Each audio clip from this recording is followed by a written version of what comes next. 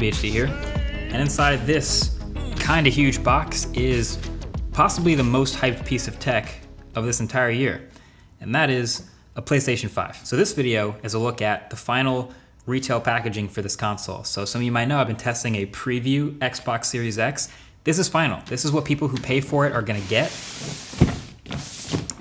Now we get to take a closer look. So right off the bat on the front here, you see the console, you see the controller. Looks like this is the version with the optical drive, so good to know. And it does say 8K or 4K 120 or HDR, but there's more on the back. And we're basically getting now the whole console sideways, which I think I'm gonna end up having mine sideways, we'll see. It says 825 gigs up here, good to know. I think we might as well open it now. So let's see.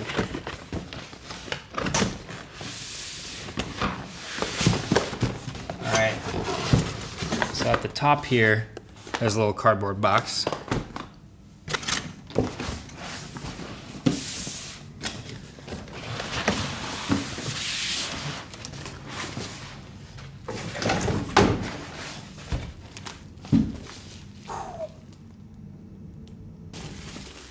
Let's see it. This is the styrofoam. This is a big console.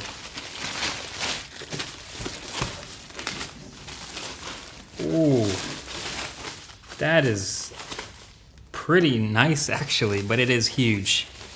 Dang.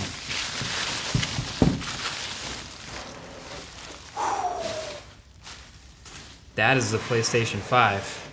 That is a tall, but also kind of nice console.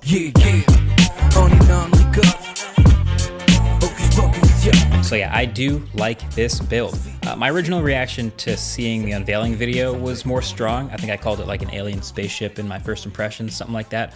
But seeing it in person, I do kind of like it now.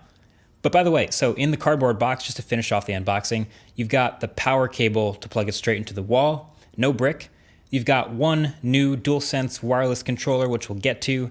You got your paperwork, safety guide, quick start guide, your classics, and then you get an HDMI cable, and then there's this mystery plastic thing, which is actually the dock needed to sit the PS5 flat on its side. Because without the dock, the PS5, it just doesn't have flat sides, so it doesn't really sit totally flat. So in any of the media you see with the PS5 sitting on the side, you always see this little black dock underneath it.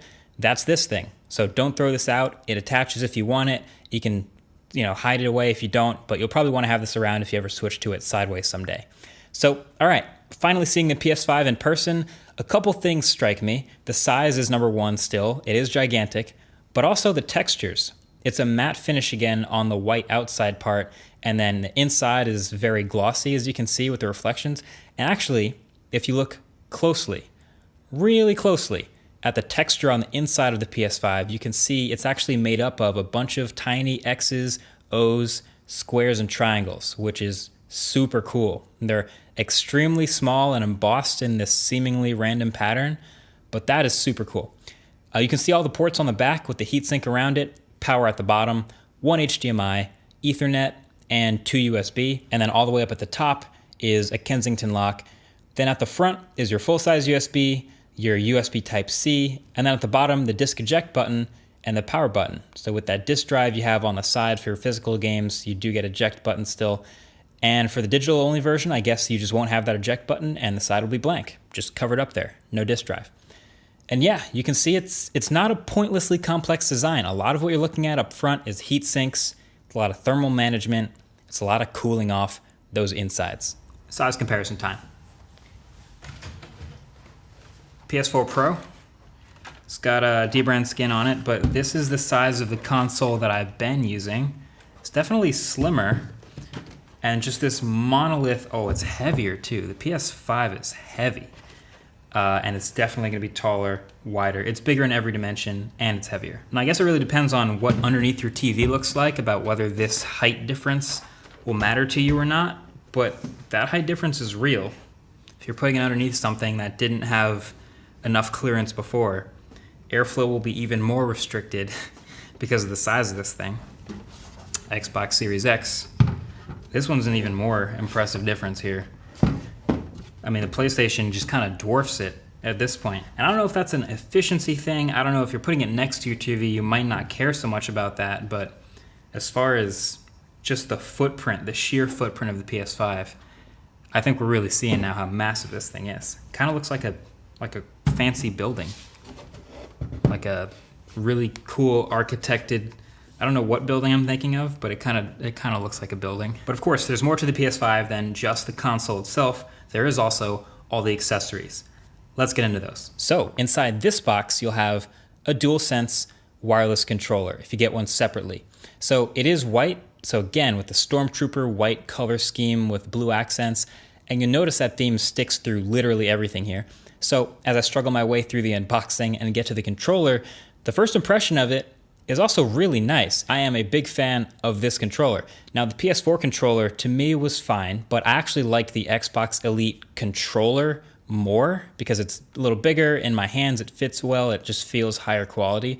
So I was hoping actually for a bigger, more solid PS5 controller, and that's exactly what we got. It's more comfortable, the stems are a little bit longer, it's a little bigger, but it is still really lightweight, so that hasn't changed. But to me, yeah, this controller is a pretty huge win. You can see the layout is basically exactly the same. Triangle, square, circle, X on the right, arrows on the left, trackpad in between, dual joysticks. And then around the back, there's no removable back anymore. It's just a built-in rechargeable 1500 milliamp hour battery. And the port to charge is thankfully USB Type-C. Now I'm excited to test this controller's haptic feedback and new improved triggers and the responsiveness and all that stuff. But as you could probably tell already, the embargo for today's video is just unboxing and hardware, so I can't show that yet. But yeah, for now, the triggers are a little more firm. But anyway, a couple other things you might notice. The microphone's still at the bottom here. There's still the speaker and the PlayStation button, but now there's no more LED light on the back of the controller. That was like a staple of that controller. Instead, the light is behind the trackpad now. And at the bottom here, underneath the light, you'll notice some pins on either side of the headphone jack, and that's for the docked charging, but we'll get more into charging in a second. But again, by far the coolest part of the design of this controller is the texture on the back, and it's again made up of those tiny little shapes. It's subtle, but you can see the embossed X's and O's and squares and triangles. This is something you might honestly never notice if you were never really taking a super close look at the controller, but it is there and it's giving you grip.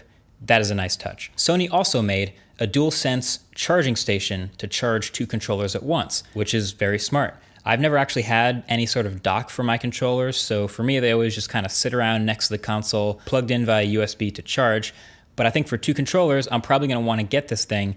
It comes with the dock itself and then a pretty long power cable and brick, which plugs into the bottom.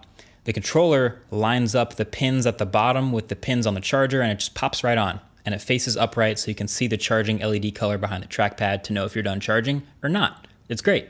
I kind of wish the dock was a little heavier though. Like it would feel higher quality if it was a more solid base and I could just slam the controller in there. But the rest is great. You're freeing up USB ports on the front of the console.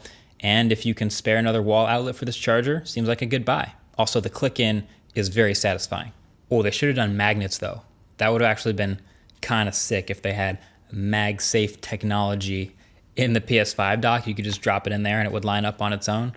But I don't know, maybe next time. Okay, real quick, let's also take a look at the new headphones and the camera. So the new Pulse 3D wireless headset here is pretty distinct. This is a design that looks to be like super minimal. It's this white and black headset for the PlayStation that'll do 3D audio with certain games that support it. So they drop dual microphones in here for better audio quality and noise cancellation, and they promise a 12-hour battery life. Getting them out the box, the headphones themselves, they look crazy. They look pretty massive and very unique looking. So they look like someone was challenged with the design to make the ultimate, modern, minimal pair of headphones. And they came up with this. Now it does have USB-C charging, great. Has a 3.5mm headphone jack to plug straight into the controller, and a USB dongle to connect wirelessly to the console or pretty much anything else. But yeah, the headphones. The material here is almost entirely plastic again, which is fine, but they also have this unique dual band design where the bottom is this sliding rubber band for fit, sits on your head. The ear cushions are super thick and soft and comfortable, and the whole package is pretty lightweight, so that's nice. USB-C charging, microphone mute button. All the controls are at the bottom, including the sliding power and the LED indicator. It's all in the left ear cup. It's really sleek and pretty cool, but I don't know. I feel like I'm not gonna use these no matter how nice they make them, but maybe I'm wrong. Maybe, do you guys use the Sony PlayStation headphones, or do you use third-party headphones, or just use the speakers on your TV? I'm kind of curious what that ratio is like. Maybe let me know in the comment section below. These are cool, but I probably won't use them. Then last but not least, the HD camera. This will probably be the least purchased official first-party accessory, but let's be honest, for people streaming their games, this is probably gonna be the camera to buy that integrates with the whole system and of course matches the whole aesthetic. It's a 1080p camera. It's got a built-in white stand that lets you adjust the angle. So if you put it below the TV, you can point it up. And if you put it above the TV, you can point it down. But yeah, there you have it. Those are all the accessories. That is the PlayStation 5 console. Just a first look and unboxing of the hardware. Conveniently, thanks to the embargo, that is all I am allowed to show you in this video today. But you guys already know, as soon as I'm turning the camera off, I'm gonna go ahead and plug it in and fire it up and start playing some games. I mean, testing. I'm gonna be testing the PS5 over the next couple weeks, along with the systems that are all here. It's Techtober, there's a lot going on. Make sure you're subscribed to see the full review if you haven't already. And that's about it. Thanks for watching. Catch you guys in the next one. Peace.